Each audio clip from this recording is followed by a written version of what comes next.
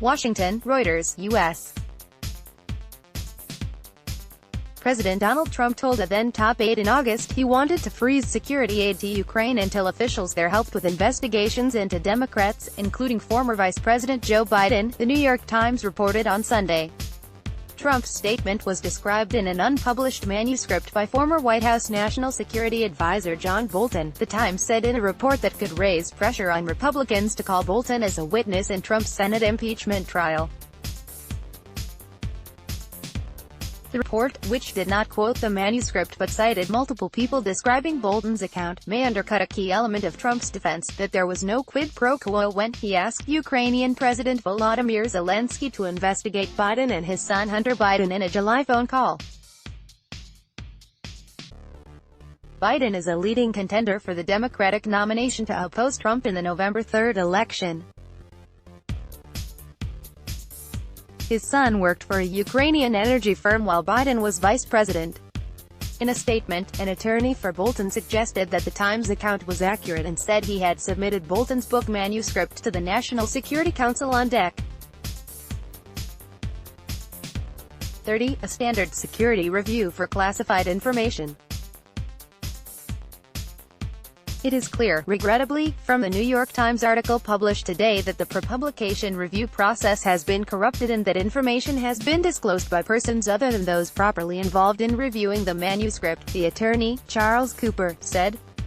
The report drew Democratic demands that the Republican-led Senate, which is conducting a trial on whether to remove Trump from office after his death. 18 impeachment by the Democratic-led House of Representatives, call Bolton as a witness. Democrats need to win over at least 4 Senate Republicans to prove the calling of witnesses. Bolton said this month he was willing to testify in the trial if a Senate subpoena was issued. Lawyers for Trump are scheduled on Monday to resume their defense in the impeachment trial stemming from his dealings with Ukraine. A showdown vote on calling witnesses could loom later in the week. Trump has denied wrongdoing and calls the impeachment process a sham. I never told John Bolton that the aid to Ukraine was tied to investigations into Democrats, including the Bidens, Trump said in a Twitter post. In fact, he never complained about this at the time of his very public termination. If John Bolton said this, it was only to sell a book.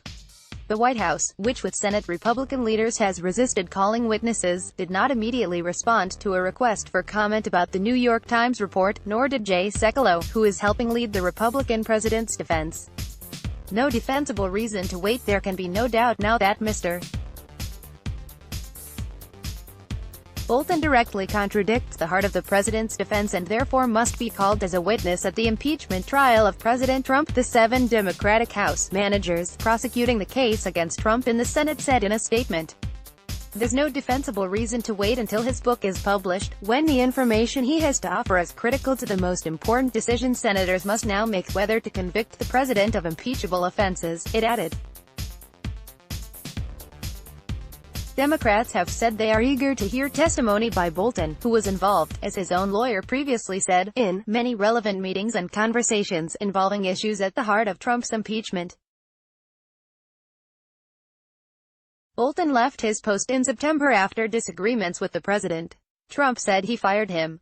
Bolton said he quit. It's clearly damaging. Jonathan Turley, a professor at George Washington University Law School, who was the only witness called by Republicans in the House impeachment proceedings, said of the Times report.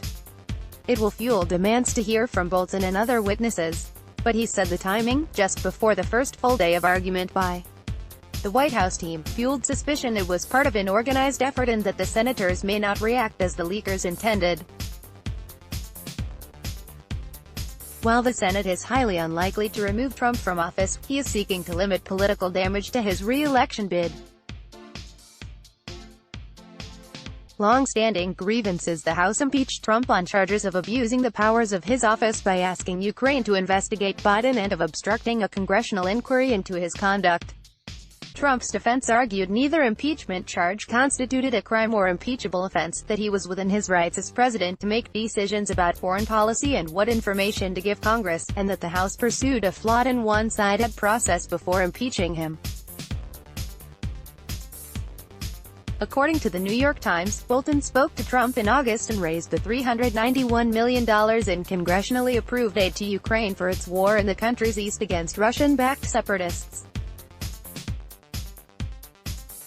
Officials had frozen the aid, and a deadline was looming to begin sending it, Bolton noted, according to the newspaper. U.S. President Donald Trump addresses U.S. mayors in the East Room of the White House in Washington, U.S., January 24, 2020. Reuters, Jonathan Ernst. Trump had previously rebuffed senior U.S.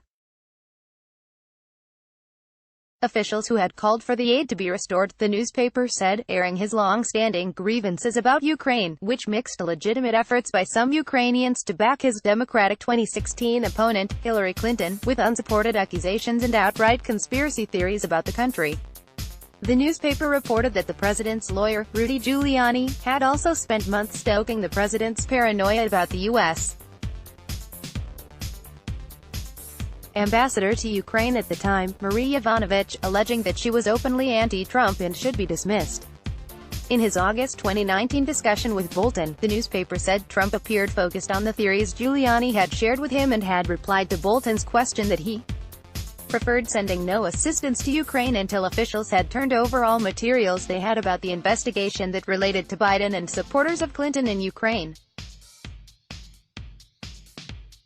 Reporting by Doina Chiaku, Pete Schroeder, Arshad Muhammad and Karen Freefold. Additional reporting by Tim Amman, Sarah N.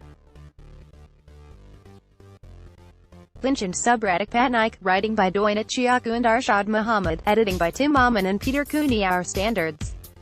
The Thomson Reuters Trust Principles. Let's block ads. Why?